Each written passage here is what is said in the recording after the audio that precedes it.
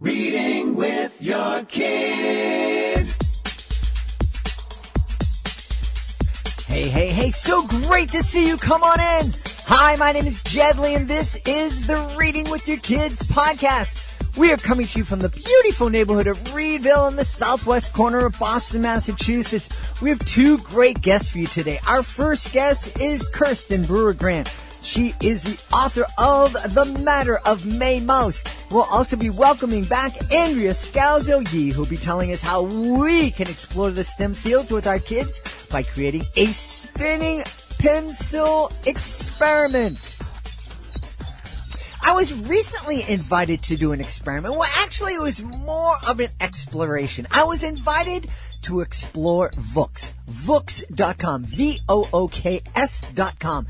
I love it. What a fantastic website. Vooks combines the love, trust, and safety of children's books with the convenience of online streaming for a whole new way to experience stories with a growing library of animated storybooks that both kids and parents will love. Now, by adding movement, sound, and narration to existing books, Vooks bring stories to life. They really do. They bring these stories to life, encouraging the love of reading while promoting literacy, imagination, and focus for children ages 2 to 8 years old. Now, with Vooks, children can learn, laugh, and let their imagination soar, while parents can feel good about letting their little ones enjoy quality, guilt-free screen time. Right now, Vooks is offering a free 1-year subscription to every single teacher and homeschooling parent. We also have free resources to go along with some of our most beloved titles. To learn more, go to Vooks.com. That's Vooks.com. Vooks.com. Hey, now I would like to invite you to do an exploration yourself. I want to invite you to Explore Kids Expo. It's happening tomorrow, February 8th and 9th. At the Schaumburg Convention Center in Schaumburg, Illinois. It's Chicagoland's favorite Kids Expo. This is a fantastic event with all sorts of amazing activities for parents, for kids, for everyone. We are going to have a totally interactive Reading with Your Kids booth where you can experience what it's like to be a guest on the podcast. That's right. We're going to be interviewing families, asking them about their favorite books, why they love reading together so much. We're going to be featuring lots of those interviews on future episodes of the show.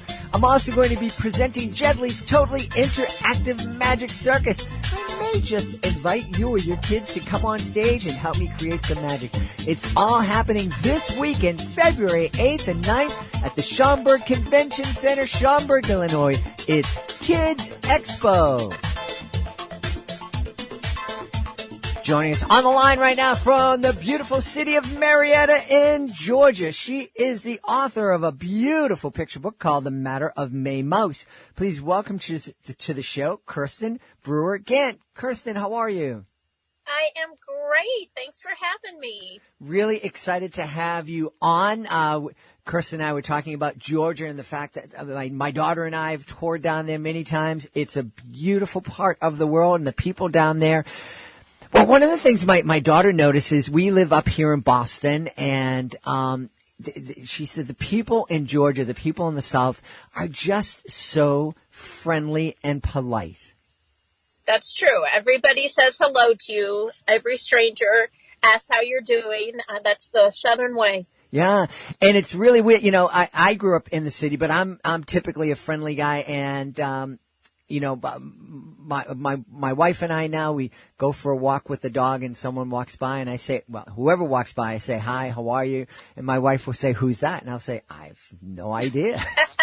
And she's like, do they answer you when you ask how they're doing? Most of them do. Most of them say hi back. Yeah. So tell us about The Matter of May Mouse. What's this story all about?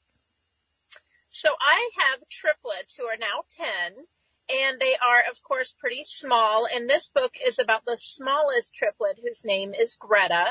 And I started writing this book about a mouse who's just very diminutive in size and how she is often overlooked by her family. But it turns out that she can do some big things. And that's kind of the premise of the story. That's wonderful. I have to stop. I absolutely have to recognize the fact that you are the mom of triplets. I know how hard that is. One of my wife's best friends is the mother of triplets. They're now in college, which if you think it's hard raising 10-year-olds, imagine 3 college tuitions. But but that's Yikes, I better sell some baby houses. Yeah, that's an incredible it's incredible. It's such a challenge, but also I imagine there's a lot of joy that comes with all that hard work.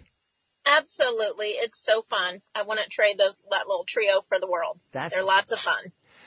So you were inspired by the fact that one of your triplets is smaller than the others and sometimes feels left out. What was his reaction when he read The Matter of May Mouse? So it's actually a little girl, and sorry. Her name is Greta, and her reaction was to immediately hold it over the other two's head because the dedication is to her. And she said, I have my own book. Where's yours? So she uses it as a bullying technique, which was not exactly the intended response, but she thinks it's hot stuff for sure. She's told all her friends that she has a book and that she is the May Mouse.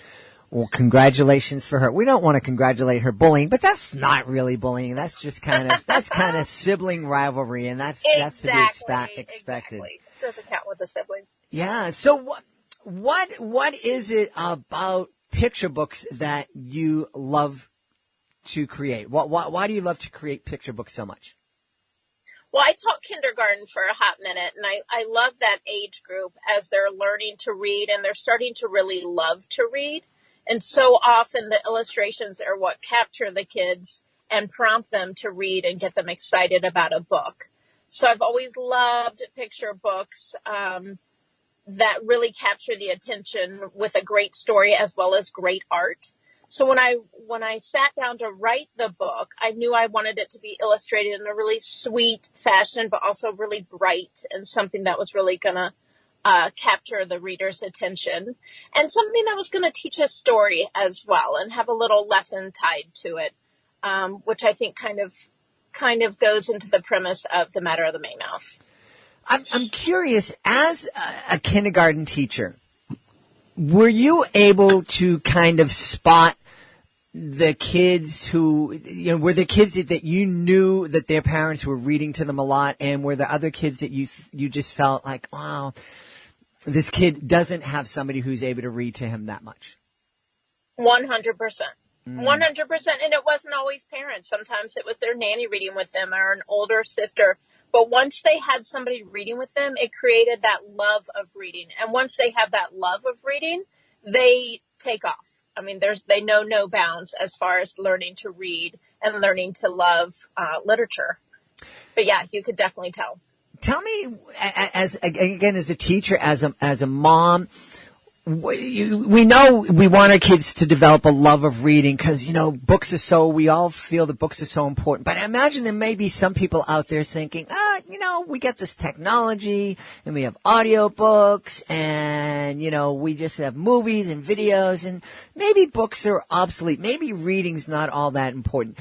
What other benefits do kids, especially kindergarten kids, get once they start to be able to read? Well, I think there is no substitute for an actual book. Mm-hmm. I love the Kindle. I think it's a good tool, but there's something about holding a book in your hand and turning the pages. And a lot of times in that younger audience, in the pre-K and kindergarten audience, once they've mastered that book, what they get, the reward is pride. They're able to read that book. They know that book. They understand that book. They understand the series of events in the book, and start to tie in reading comprehension. And they are so proud of themselves. And that's just so fun to see. Yeah. That it's really empowering for kids. We're giving them this confidence that, hey, I mastered this book. I'm going to be able to master other things too. Absolutely. And the reading is really the root of everything from math to what have you. Once they get that reading comprehension down, it empowers them to do better with math problems and science problems and just in school in general. So it's also an attitude technique. Well, I hadn't thought about that, the connection between reading and math and STEM. Can you kind of elaborate on that a little bit more? Get into more about how that developing that love of reading helps a kid succeed in math and sciences? Absolutely. Well, as they go down the elementary school path, and I've seen it really with the triplets as well as I have a teenager as well who's 13, is they begin to get a little more advanced in their math, and a lot of the math involves story problems. So they're working through word problems, and they have to understand what's happening in the word problems in order to get to the math portion. But if they do not understand what's going on, they're sunk. They just cannot solve that problem, which leads to a lot of terrible feelings about math and a lot of nervousness about the subject. Same thing with science and really all of the subjects. Once they understand and start to love to read, it's going to help them comprehend what is going on really in any of the subjects and just kind of, as you said, give them that empowerment to do well in just a wide breadth of subjects. Yeah. What inspired you first to move from being a kindergarten teacher to an author of children's books? Well, the children's book actually came first. I studied creative writing and then later journalism in school, and I've always loved to write. So the first book, The Matter of the Moo Cow, I wrote and then gave to my very best friend from college by the name of Erin Ryan, and she is a working artist in Miami. So we knew we kind of wanted to do this labor of love together, just to have a book to give to our own kids, which are 6 between us. And so that's kind of what started it. And then I had such fun on the first project that I wanted to kind of keep going and just see what else I could create and kind of just get on out. Wonderful. Now, The Matter of May Mouse is out and it's available right now, but you do have a new book coming out too. Tell us a little bit about that. Oh, the new book is so sweet. The new book is called With Love, and I dedicated that one to my boys. And it's a book about how moms just love their little boys from the beginning and all the hopes and the dreams that they have for those little boys. And it just looks at a day in the life of these moms who are little creatures, little woodland creatures, and just the hopes and love that they have really for their little guys. Yeah, that is a special bond between moms and sons. My son's 26 right now, and there's still, a real kind of special closeness between him and my wife. Oh, I love that. Absolutely. I think that bond never really ends. And I do think it's a unique and really, really special bond. And I wanted to celebrate that with a children's book. Well, that's exciting. Now, when will With Love be available for families and others? With Love is launching February 4th. It's be available on Amazon, Barnes & Noble, all the online as well as brick and mortar bookstores. So, yeah, people should be able to get it soon. That's really, really exciting. What other books do you see? I know, a lot of authors don't like to talk about works in progress or planned works, but do you have a list of stories that you want to tackle? Do you think about getting into middle grade books or adult books or, other genres? Well, I think I'll continue in the children's literature genre just because it's a lot of fun, and I know I'll write at least one more book out of necessity. Because so far there is one triplet who has not had a book dedicated to her, and she has a bee in her bonnet about it. So I've got to crank out at least one more for her. And down the line, my goal is to write one adult book, write one novel. But that's a little further down the path. We'll knock out that one more book, children's book first. So we know the reaction of your kids to the books. What kind of reaction have you received from other families that have experienced the book? Oh, my goodness. It's been so fun. When I was a kindergarten teacher, I gave my entire class my first book, and it was so sweet to see them learn how to read that book and master that book. And they still talk to me about it, about the Moo Cow. With the May Mouse, same thing. It's just been so fun seeing people's reaction. And in the book, the May Mouse has several sisters, and several people talk to me about who their favorite mouse sister is. and do some sweet little impersonations of them. So it's just so fun to see kids' reactions, which are always hilarious and unexpected and fun. We should tell people where folks can connect with you and find out more about Kirsten Brewer Gant and more about The Matter of May Mouse. Absolutely. I have an author's page on Amazon as well as Book Hub. You can read about me. Both books are published through Willow Moon Publishing, and they have some information about all their authors on their website as well. And so, yeah, check it on out. Awesome. We've had a great time speaking to the author of The Matter of May Mouse, a beautiful picture book. Our guest name is Kirsten Brewer Gant. Kirsten, thanks so much for being part of the show. Absolutely. Thank you so much for having me. And now we're going to travel up the eastern seaboard from Georgia to the beautiful state of New Jersey to speak with our friend Andrea Scalzo Yee. I'm really, really excited. It's time for us to have some more STEAM fun. Our friend Andrea Scouser Yee is back to share some great activities we can do with our kids at home, activities you can find in her book, 100 Easy STEAM Activities. Andrea, welcome back. Thanks for having me. Excited to be here. Yeah, I mentioned on the first show that my wife, who has been a teacher for over 30 years, absolutely adores your book, and she works with second graders who are special needs kids, and there have been so many activities that she's loved, and really the kids love them, and it's just fantastic. So she's so happy that she was able to steal my copy of 100 Easy STEAM Activities. What are we going to be doing today?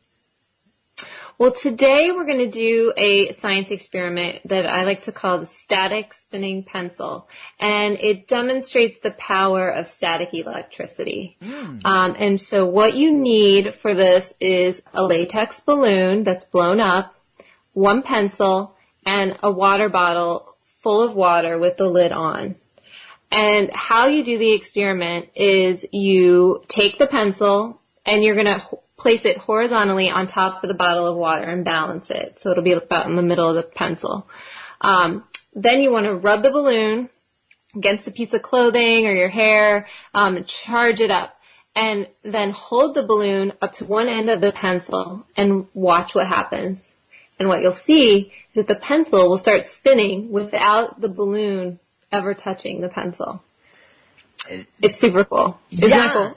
Yeah. It's like magic. It is. It does. Yes, I was telling Andrea that some people present this as a magic trick, and it's kind of like a nice little science magic is trick. like magic. Well, it is, and that's the thing. It's science when, and unfortunately, a lot of early magic was just people who kind of fell upon or kind of discovered some secret knowledge, some scientific principles that other people didn't know, and then they took advantage of those people by demonstrating and presenting it as this special power that they had.